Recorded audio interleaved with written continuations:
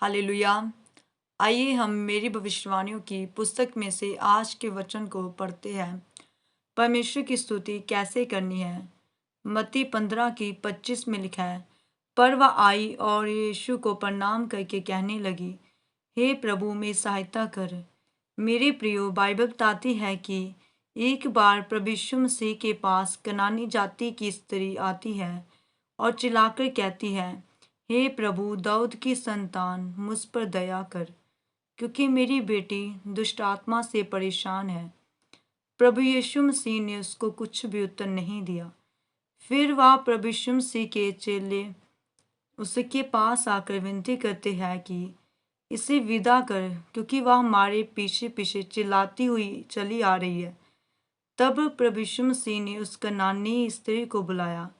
जब वह स्त्री आई और प्रभु यीशु मसीह को प्रणाम करके कहने लगी, हे प्रभु मेरी सहायता कर, अंत प्रणाम करना यानी कि स्तुति करनी।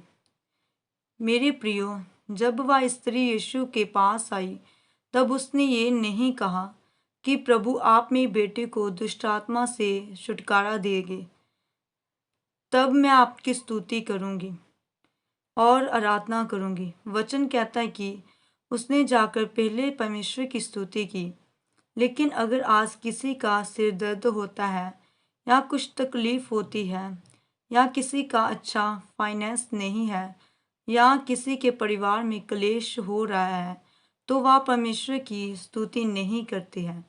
वह परमेश्वर को तंग करते हैं, यानी बोलते हैं कि मैं तो परमेश्वर की स्तुति नहीं कर सकता, क्योंकि स्तुति करना मुझे बड़ी मुश्किल लग रही है। मैं बहुत ही दुखी हूँ। मैं कैसे परमेश्वर की स्तुति कर सकता हूँ। लेकिन परमेश्वर ने आपको इसलिए बनाया है कि आप उसकी स्तुति कर सको। जब शैतान स्वर्ग में रहता था तो वह एक अच्छा परमेश्वर का आराधक था और उसके पंखों से अलग अलग तरह की सुर निकलते थे। लेकिन जब उसमें घमंड आया तब वह स्वर्ग से गिराया गया, क्योंकि उसको लगता था कि वह परमेश्वर की स्तुति नहीं करेगा तो कोई भी परमेश्वर की स्तुति नहीं कर सकता है। इसलिए जब आप परमेश्वर की स्तुति करते हैं तो शैतान शर्मिंदा होता है और आपको छोड़कर भी चला जाता है। इसलिए परमेश्वर ने आपको बनाया है कि आप उसकी स्तुति करें।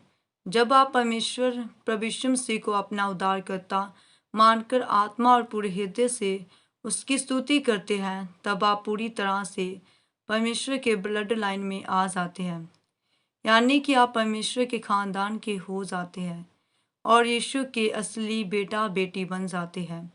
जब आप परमेश्वर के ब्लड लाइन में चले जाते हैं तो जो आशीषें परमेश्वर ने अब्राहम को उसके वंश को देने को कही थी, आप उसके हकदार बन जाते हैं।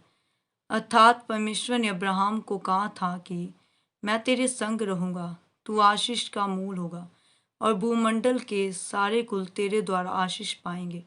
जो तुझे कोसे मैं उसे श्राप दूंगा, जो तुझे आशीर्वाद दे मैं उसे आशीष दूंगा। इसलिए मेरे प्रियो, जैसे अब्राहम परमेश्वर की स्तुति और आराधना करता था, जब आप भी परमेश्वर की स्तुति और आराधना आत्मा और हृदय से करेंगे तो परमेश्वर आपको भी आशीषित करेगा। आमीन। आइए हम मिलकर प्रार्थना करते हैं।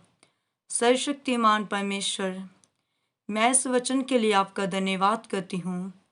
परमेश्वर, मैं प्रार्थना करती हूँ कि आप मुझे हर परिस्थिति में आत्मा और सच्चाई के साथ आराधना करने का अनुग्रह दीजिए, ताकि मैं शैतानी बंधनों से छुटकारा पा सकूं।